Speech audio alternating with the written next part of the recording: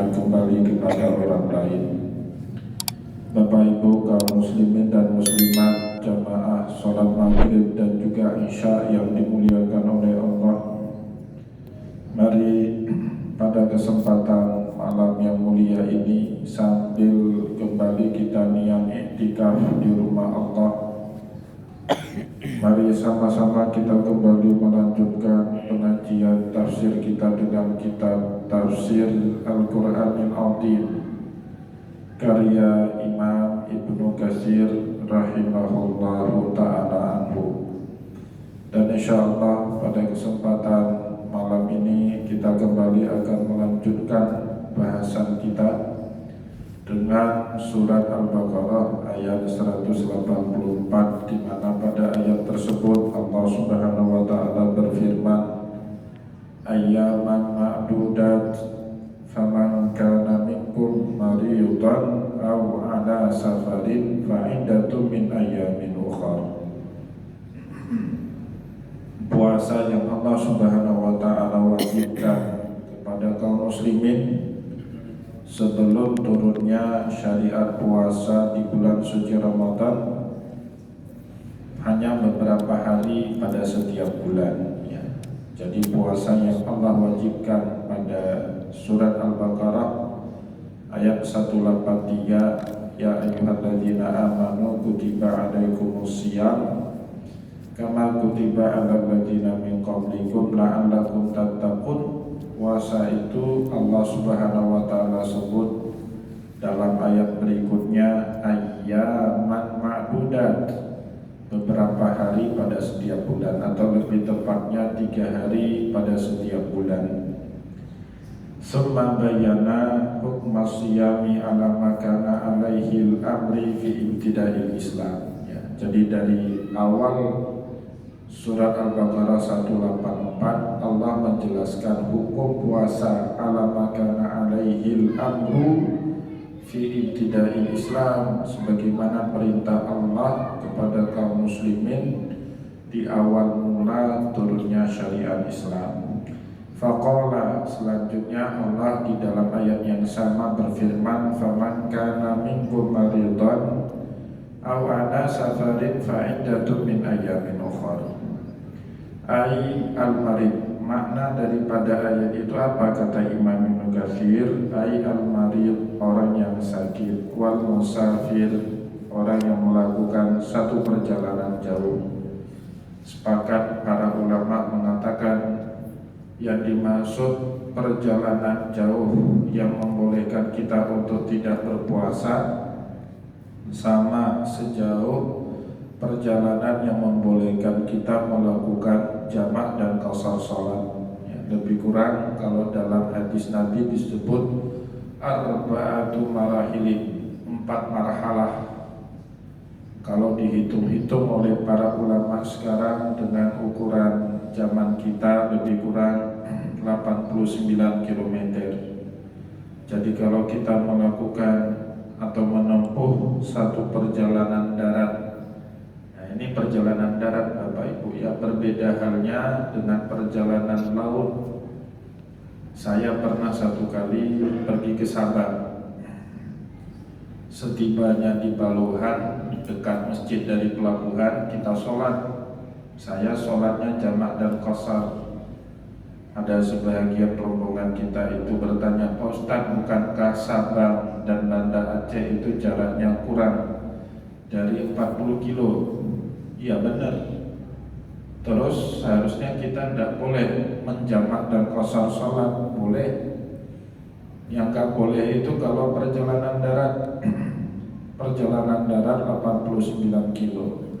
Perjalanan laut Bapak Ibu asal menyeberang, tidak ukur berapa jauh perjalanan itu, ya, asal menyeberang. Misalnya ada pulau jaraknya cuma 5 km dari daratan, kita pergi ke situ sudah boleh melakukan jamak dan safar atau jamak dan qasar saat kita melakukan ibadah sholat. Tapi kurang beruntungnya kita di zaman dahulu belum ada transportasi udara, sehingga para ulama, terutama para ulama klasik, tidak membahas bagaimana dengan perjalanan udara. Sehingga para ulama modern mengatakan al-safaru ala qadrin masyaqqah. Perjalanan udara itu boleh atau tidak bolehnya kita buka puasa sangat tergantung dengan masyaqqah yang muncul. Masyaqqah itu kesulitan yang muncul pada saat kita melakukan perjalanan jauh. Ya, kalau kita perjalanannya cuma 2,5 jam, Banda Aceh Jakarta lebih kurang 2,5 jam. Kalau dalam perjalanan itu tidak ada masyaqqahnya untuk kita tidak berpuasa, maka baiknya jangan dibuka puasanya. Tetapi saat kita melakukan perjalanan Banda Aceh Medan banyak masyaqqah, kalau kita tidak menjamak dan qashar sholat, maka baiknya sholat yang kita kerjakan itu dijamak dan diqasarkan saja. Dan Bapak Ibu benar, kalau kita berangkat dari Banda Aceh misalnya jam 3 ya, sampai ke Jakarta itu lebih kurang mau jam 6 dengan turun-turun pesawatnya, ngambil bagasi macam-macam jam 6. Di Banda Aceh jam 6 itu langit masih terang, belum maghrib. Di Jakarta sudah maghrib. Kalau kita tidak menjamak takdim sholat asar dan zuhur kita saat di Banda Aceh, khawatirnya setibanya kita di tempat tujuan ya, kita tidak sempat lagi untuk mengerjakan sholat asar. Maka oleh sebab itu para ulama mengkiaskan atau mencari ilah dalam perjalanan udara boleh atau tidaknya puasa, atau boleh tidaknya menjamak dan qashar sholat, apa ukurannya. Ijma' para ulama mengatakan ala qadri masyaqqah, sangat tergantung dengan masyaqqah atau kesulitan yang ditimbulkan dari perjalanan atau perjalanan udara tersebut. Ya, kalau ada masyaqqah maka bukalah puasa atau kerjakanlah sholat dengan jamak dan qashar. Kalau tidak ada masyaqqah, jangan jamak dan qashar sholat, dan juga jangan buka puasa. Nah, maka Bapak Ibu yang dimuliakan oleh Allah, di dalam surat Al-Baqarah 184 Allah Subhanahu wa taala meminta atau membolehkan kepada 2 kategori orang, al-marid, orang yang sakit, wal musafir, atau orang yang melakukan perjalanan jauh sejauh yang musafahatul qasri wal jama', sejauh perjalanan yang membolehkan kita menjamak dan qashar sholat. La yasumani fi halil maradi wasafar, boleh bagi keduanya untuk tidak berpuasa dalam keadaan sakit maupun dalam keadaan perjalanan jauh. Lima fi dzalika minal masyaqqati alaihima, dibolehkannya oleh Allah kita untuk tidak berpuasa dalam keadaan sakit atau dalam keadaan safar jauh. Ya, lima fi dzalika minal masyaqqati alaihima, karena ada masyaqqah, ada kesulitan. Dan dalam Islam Bapak Ibu berlaku kaidah yassiru wa la tu'assiru, mudahkanlah agama ini kepada umat, jangan pernah merumitkan umat dalam mengamalkan agama. Nabi secara khusus bahkan berpesan dalam hadis, bu'istu bil hanafiyati samhah, aku diutus sama Allah dengan agama yang hanif. Agama hanif itu maksudnya agama yang lurus, as-samhah, dan penuh dengan toleran, penuh dengan rukhsah. Bal yuftirani wa yaqdiyani bi iddatin dzalika min ayamin ukhra. Tetapi Bapak Ibu, puasa yang tidak kita lakukan atau kita berbuka puasa saat kita dalam keadaan sakit atau dalam keadaan safar, yaqdiyani, hendaknya diqadha nanti di luar bulan suci Ramadan. Bi'iddati dzalika ayyam, sesuai dengan hari yang kita tinggalkan puasa. Sakit 3 hari tidak puasa, maka qadanya juga 3 hari. Dalam perjalanan jauh selama 2 hari tidak puasa di bulan Ramadan, maka nanti di luar bulan suci Ramadan boleh kita qada selama 2 hari. puasa qada itu hukumnya sama dengan puasa Ramadan, sama-sama wajib Bapak Ibu. Jadi puasa wajib itu 3 aja. Yang pertama puasa Ramadan, yang kedua puasa qada bagi yang tidak sempat atau sakit ataupun dalam keadaan safar selama di bulan suci Ramadan, dan yang ketiga puasa nazar. Itu aja 3 puasa wajib, yang lain daripada itu hukum puasa sunnah semuanya. Maka Bapak Ibu yang dimuliakan oleh Allah, qadanya kita puasa itu boleh digabung dengan niat ibadah puasa sunnah.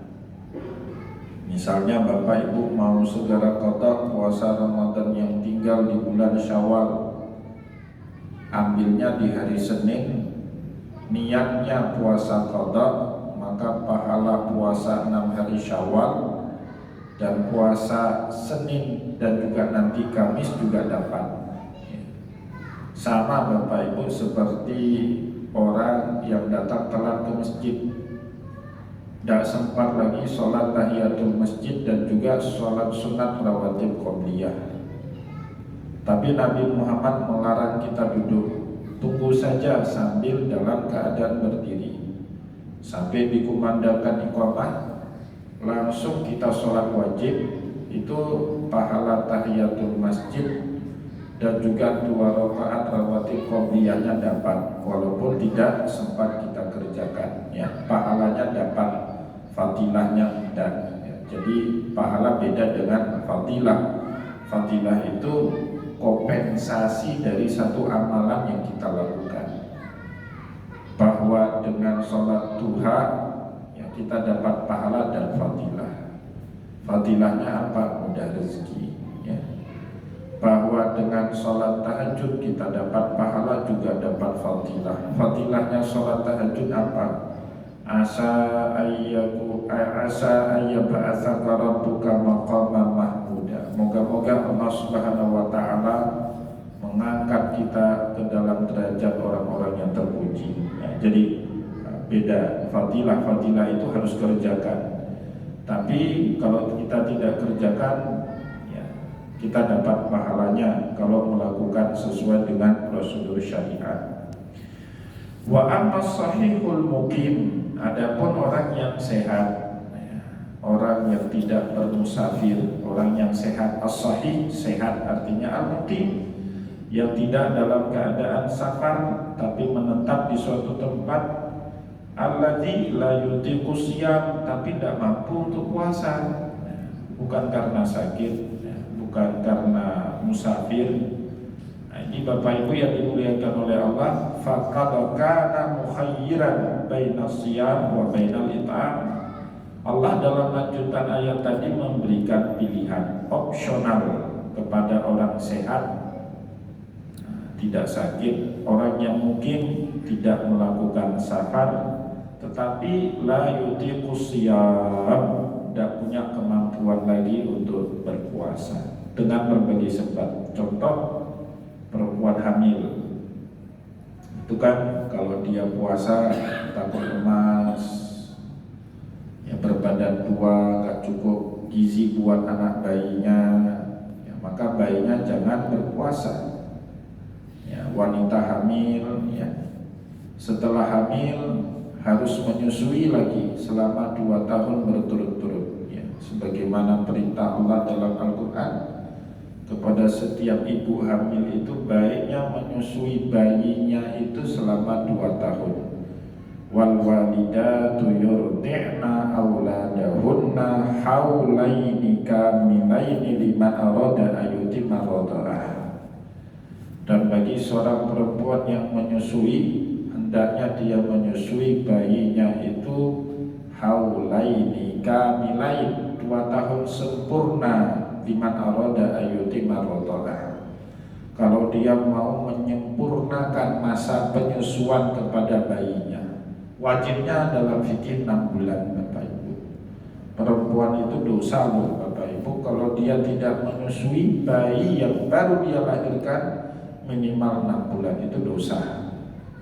Ada kan sebahagian orang karena takut merusak penampilan, tidak diberi ASI buat bayinya, kasih susu formula, dosa itu perempuan, itu haknya bayi. 6 bulan, lebih daripada itu hukumnya sunnah ya. Bapak Ibu yang dimuliakan oleh Allah, sudah melahirkan atau hamil 9 bulan, menyusui 2 tahun, tidak puasa, tidak apa-apa. It'am gantinya memberi makan fakir miskin, atau yang disebut sama Allah fidyah ya. Wa 'alal ladzina yutiqunahu fidyatun ta'amu miskin. Dan bagi orang yang tidak sanggup untuk melaksanakan lagi ibadah puasa, bukan karena sakit atau bukan juga karena musafir, kata Allah, hendaklah fidyatun, membayar fidyah. Wa 'alal ladzina yutiqunahu fidyatun ta'amu miskin, memberi makan fakir miskin setiap harinya setengah kilo. Setiap harinya bayar sebanyak 3 kilo. Siapa saja mereka yang boleh di dalam syariat untuk menunaikan fidyah, mengganti puasa dengan bayar fidyah? Tadi yang pertama, perempuan yang sedang hamil, kemudian menyusui bayinya 2 tahun, 3 tahun, nggak mungkin dia total puasa Bapak Ibu, apalagi setelah itu hamil lagi, menyusui lagi 2 tahun, setelah itu hamil lagi anak ketiga, kapan dia mau qada puasanya? Nah, maka bagi perempuan yang hamil dan menyusui bayinya boleh tidak usah puasa dan tidak usah qada, ganti saja dengan bayar fidyah. Tiap harinya setengah kilo Bapak Ibu, setengah kilo beras ya. Wa 'alal ladzina yutiqunahu fidyatun ta'amu miskin. Setengah kilo itu untuk satu orang fakir miskin setiap harinya. Yang kedua, syaikhun kabir, orang yang usianya sudah sepuh, yang sudah tidak mungkin lagi diajak berpuasa. Biasanya orang kalau sudah 80 tahun ke atas itu tidak mungkin lagi puasa Bapak Ibu. Boleh bagi orang-orang seperti ini tidak lagi puasa, dan juga tidak diwajibkan mengqada puasanya. Sebagai gantinya, orang-orang seperti ini bayar fidyah. Jadi fidyah itu beda dengan diat ya. Dan kafarat beda. Diat itu Bapak Ibu ganti rugi atas perbuatan kriminal atau jarimah yang kita lakukan.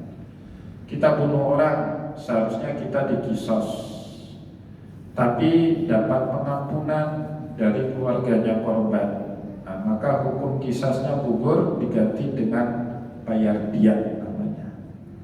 Jadi diat itu hukum restitusi ya, sebagai pengganti daripada jarimah atau hukum kriminal yang telah kita lakukan. Itu diat. Kalau kafarah, bayar denda atas pelanggaran yang kita lakukan. Itu kafarat. Bapak Ibu sumpah, langgar sumpahnya, wajib bayar kafarat. Kapan Pak? Saya nggak pernah bersumpah. Jangan bilang Bapak Ibu semua kita, terutama yang PNS, pernah kena sumpah, pernah taruh Quran di atas kepala kita semua. Saya berjanji untuk menjalankan kepentingan bangsa dan negara di atas kepentingan sendiri. Istri sakit, tinggal itu rapat. Nah, maka setelah Bapak Ibu selesai dari jabatan, bayar itu kafarat sumpah. Tidak berat Bapak Ibu kafarat sumpah itu. Cuman it'am asyarati masakin, beri makan 10 orang fakir miskin. Min awsati ma tut'imuna ahlikum, sesuai dengan makanan standar yang layak menurut masyarakat setempat. Kalau kita ya mungkin 20.000 lah, seporsi 10 orang 100.000 sekali sumpah. Ya, kalau Bapak Ibu pernah 5 kali sumpah, dikali aja 5 ya. Nah, itu kafarat Bapak Ibu. Kalau kafarat, ganti rugi atas pelanggaran yang kita lakukan. Kita nggak buat kriminal, tapi kita melanggar janji, melanggar sumpah. Nah, itu wajib kita bayar kafarat. Sedangkan dia bukan sedangkan fidyah bukan karena melakukan perbuatan kriminal atau juga bukan melanggar aturan, tetapi sebagai hukum pengganti yang tidak lagi mampu melakukan ibadah-ibadah tertentu. Fidyah namanya ya. Bapak Ibu tidak sanggup lagi puasa karena sudah tua, atau tidak sanggup lagi puasa karena sedang hamil dan menyusui seorang bayi, boleh tidak puasa ya, tetapi gantinya it'am, kasih makan orang lain, atau disebut dengan bayar fidyah. Maka Bapak Ibu, hukum bayar fidyah atau puasa bagi 3 kelompok tadi ya, bagi orang yang sudah usianya sepuh atau wanita hamil dan menyusui, dan yang ketiga maradul muzmin, orang yang penyakitnya menahun tidak sembuh-sembuh lagi, sakit lambung nggak sembuh-sembuh lagi, kalau puasa pasti kumat lambungnya ya. 3 kategori ini Bapak Ibu, kata Imam Ibnu Katsir, faqad kana mukhayyaran baina siyami wa bainal it'am, boleh dia pilih antara lanjutkan puasa atau kasih makan fakir miskin. Insya'a shoma wa insya'a aftara. Kalau dia mau silakan lanjutkan puasa, kalau dia mau juga boleh tidak berpuasa. Wa at'ama an kulli yaumin miskinan, sebagai gantinya dia beri makan sebagai setiap hari 1 orang fakir miskin. Fa'in at'ama aksara min miskinin an kulli yaumin fahuwa khairun, jika dia beri makan lebih dari 1 orang fakir miskin pada setiap harinya, fahuwa khairun, maka itu jauh lebih bagus. Nah, itu makna dari firman Allah, wa 'alal ladzina yutiqunahu fidyatun ta'amu miskin faman tatawwa'a khairan fahuwa khairun lah. Bagi orang yang tidak lagi sanggup berpuasa, 3 kelompok tadi, sepuh, sakit menahun, atau wanita hamil atau sedang menyusui, fidyatun ta'amu miskin, bayarlah fidyah, kasih makan fakir miskin. Faman tatawwa'a khairan fahuwa khairullah. Tapi bagi siapa yang mau bertatawu, artinya enggak hanya 1 orang, tiap hari kita kasih makan 10 orang misalnya, bagus. Itu makna dari Allah katakan faman tatawwa'a khairan fahuwa khairullah. Bagi siapa saja yang mau memberi makan lebih, maka itu jauh lebih baik bagi dirinya. Ya, 1/2 kilo sehari, apa yang berat ya udahlah genapkan 1 kilo. Nah, itu tatawu namanya ya. Suatu perbuatan bijak, suatu perbuatan baik, fahuwa khairullah, kata Allah, dan itu baik bagi orang tersebut. Jadi kalau kita genapkan 1 kilo per hari, 30 hari ya 30 kilo, 1 karung beras lebih kurang. Wa in shoma fahuwa afdalun minal it'am. Namun Bapak Ibu, kalau dia merasa diri masih sanggup dengan banyaknya fadilah di bulan suci Ramadan, shoma fahuwa afdalun minal it'am, tetap berpuasa jauh lebih baik daripada meninggalkan atau berbuka puasa. Kenapa? Ya tadi Bapak Ibu, meskipun puasa bisa diganti dengan qada di bulan-bulan yang lain, atau dengan bayar fidyah bagi yang tidak sanggup lagi, tapi fadilah daripada bulan Ramadan itu tidak pernah bisa diganti.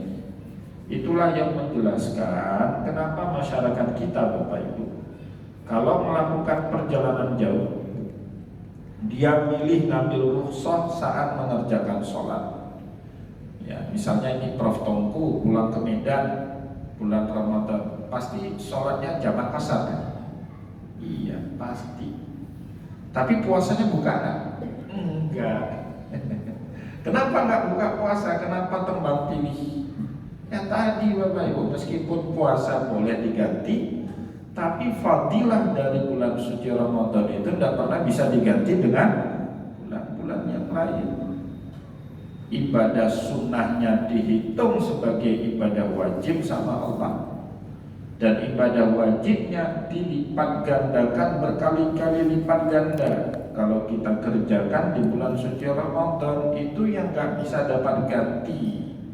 Kalau kita mengerjakan qada puasa Ramadan di bulan-bulan yang lain. Itulah orang Bapak Ibu kalau dia lakukan perjalanan jauh di bulan suci Ramadan, sholatnya tetap jamak dan qashar, tapi puasanya tidak pernah buka, tetap puasa.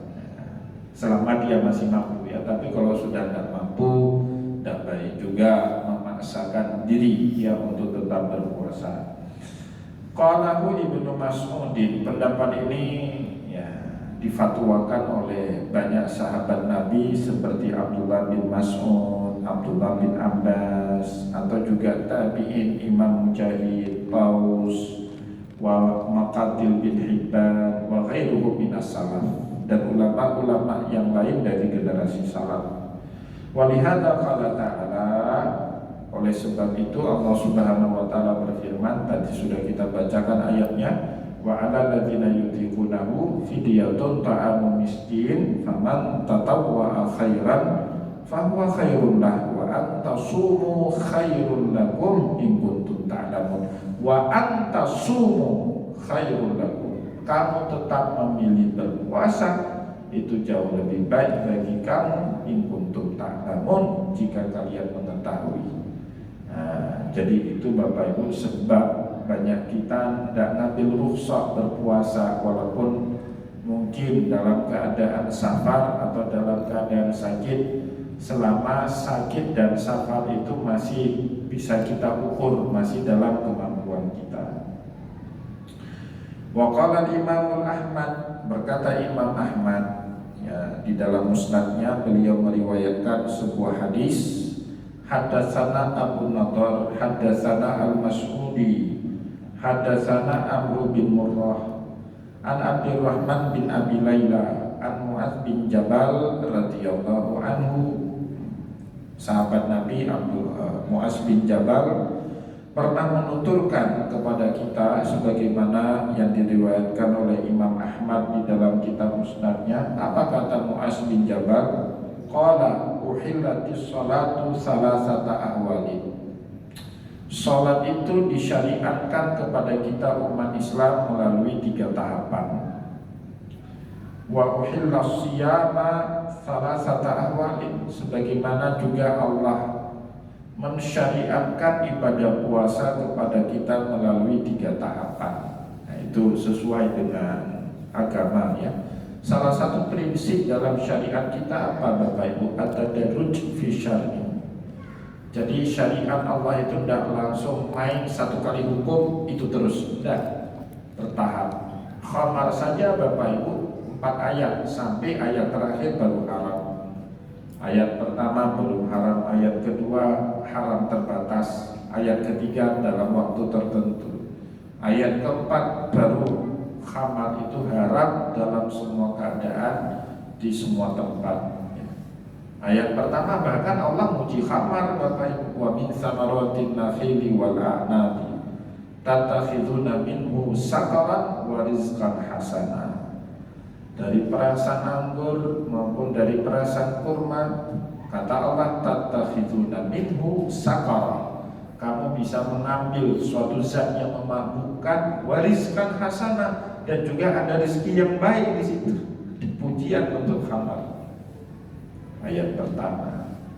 Ayat kedua, yas'alunaka 'anil khamri wal maisir. Muhammad, sahabat-sahabatmu bertanya kepadamu tentang hukum khamar dan berjudi. Qul fihima ismun kabirun wa manafi'u linnas. Jawablah kepada mereka, sesungguhnya dalam khamar dan berjudi itu ada dosa dan juga ada manfaatnya bagi umat manusia.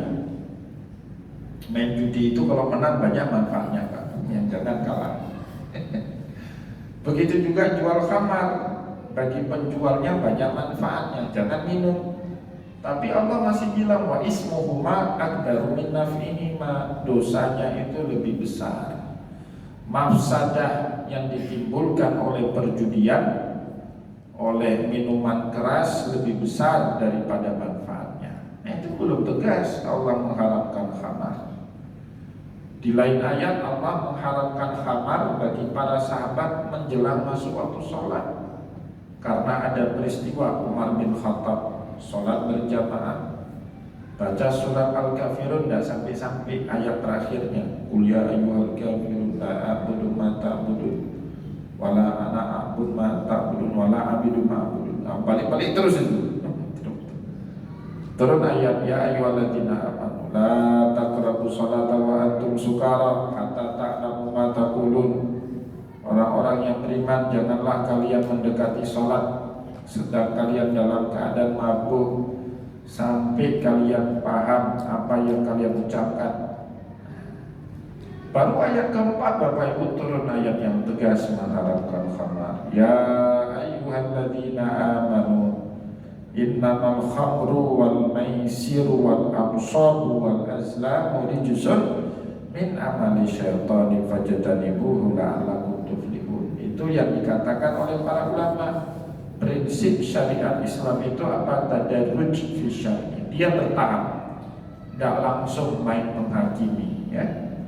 Begitu juga Allah mensyariatkan kepada kita ibadah sholat melalui 3 tahapan, sebagaimana juga Allah mensyariatkan kepada kita ibadah puasa dalam 3 tahap. Insya Allah Bapak Ibu pada pertemuan yang akan datang kita akan lanjutkan ya bacaan kita ini.